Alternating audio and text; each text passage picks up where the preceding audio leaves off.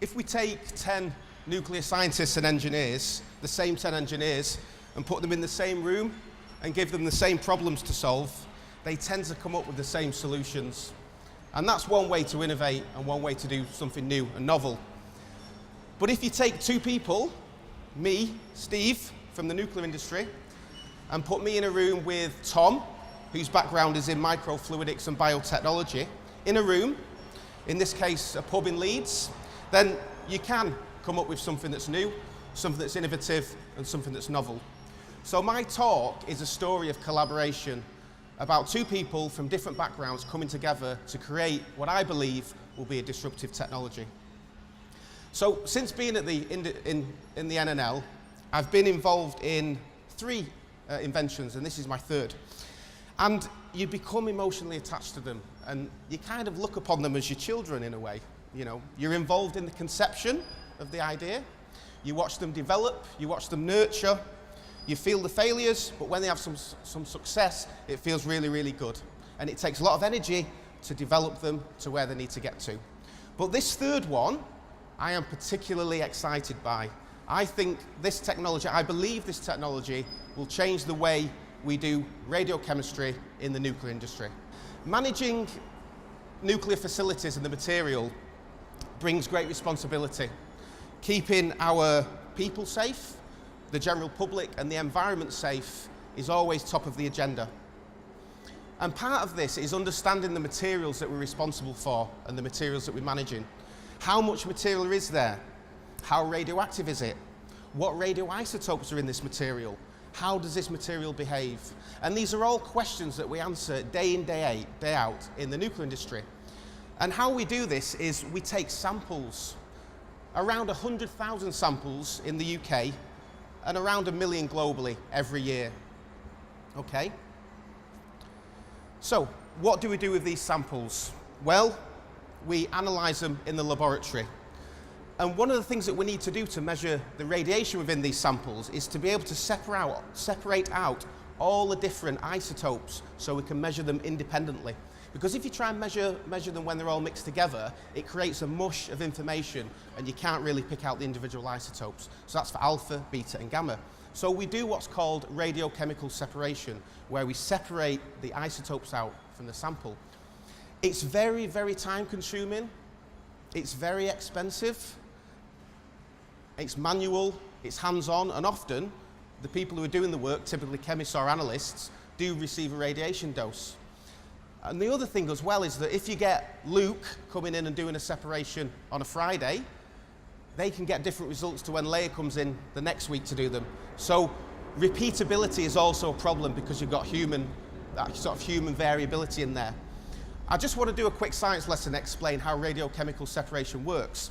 So I've got a pen top here, so just think of this as a column. So what we do is we get these columns, and inside they have these resins, chromatography resins. And what we do is we put the sample onto this resin by introducing it onto the resin. And these resins hold on to different chemicals. And you can change the acid and alkalinity levels. And when you do that, the resin releases some of the chemicals. So by changing the alkalinity and pushing acid and alkali through, you can strip off individual species. And that's how we do radiochemical separation. So the technology we've developed automates this, reducing the operator time and therefore the cost as well. I just want to tell you a story. I was in our laboratory a few years ago now on a safety tour, and out the corner of my eye I saw a chemist, analyst was stood there looking into this fume hood, and they were there for a good 10 minutes, probably longer, because I'd only arrived 10 minutes earlier.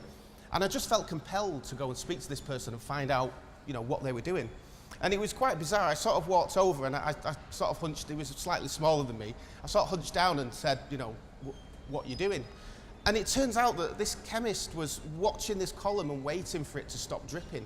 Because once it had stopped dripping, then this chemist could move on to the next part of the protocol. And I just thought, you know, surely there is a better way to do this to make it more efficient and more costly. I think people standing and looking in fume hoods, for me, is not the best use of time. And that was really the inspiration for this particular technology. Now, I'm going to talk very briefly about microfluidics and biotechnology. And to be honest, I don't understand this sector, this area. I mean, but that's why I've got Tom, because Tom understands it and that's his expertise. And we're leveraging each other through a joint venture to deliver this technology. So I don't really need to understand. But some of the stuff that they're doing in microfluidics and biotechnology, creating tiny miniature chemical plants that can screen infected and non-infected cells and separate biological agents, is absolutely fascinating. And this was the inspiration for this particular device and technology.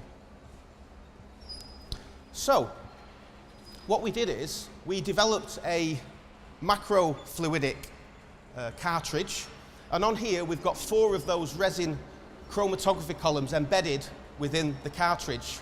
There's 4 inlet ports, 4 outlet ports, so this is completely configurable, so we can run through all sorts of radiochemical protocols through this cartridge. So this cartridge is a consumable item which is used just once, or in some cases twice. So we can run for multi-stage complex separations, we can run and configure the cartridge to operate in series, or for some applications, perhaps simpler separations, we can run them in parallel as well. So completely programmable, completely configurable and adaptable. So what do we do with these cartridges? Well, they go into the system. So the cartridges are loaded into the cartridge handling unit, so that's where the cartridges go in. The samples are introduced into the system in a syringe. So the syringe is loaded, it pushes the sample into the cartridge. The system also draws in all the acids and alkalines, it does auto mixing and pumps them through the cartridge in the particular protocol or whatever the programmer has programmed. So completely programmable. And then the bit I like, underneath the outlet ports, we've got like little carousels with containers with different colours that rotate to collect the different fractions. So very simple, but you know, very effective. So what that's doing is automating the radiochemical separation process. The other important thing about this technology is that you get no cross-contamination between samples, because it's only the cartridge and the collectors that see the radioactivity in the sample. So what are the benefits?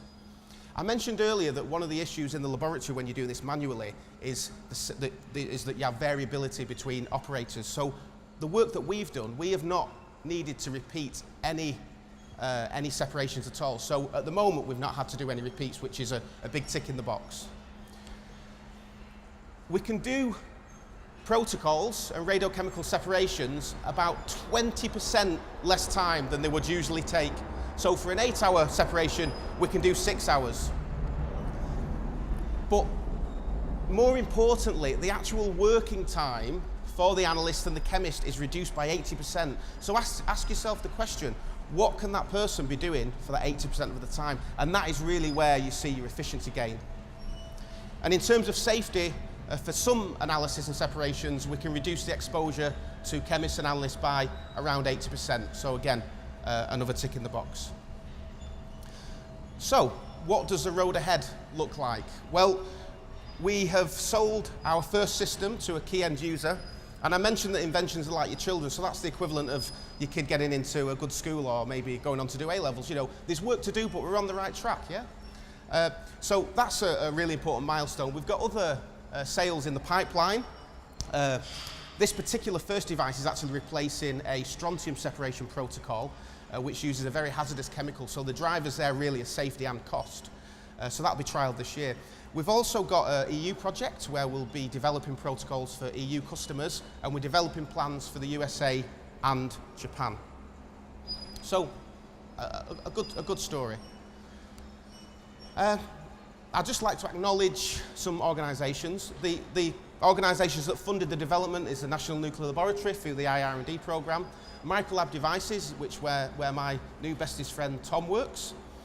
Innovate UK also provided funding.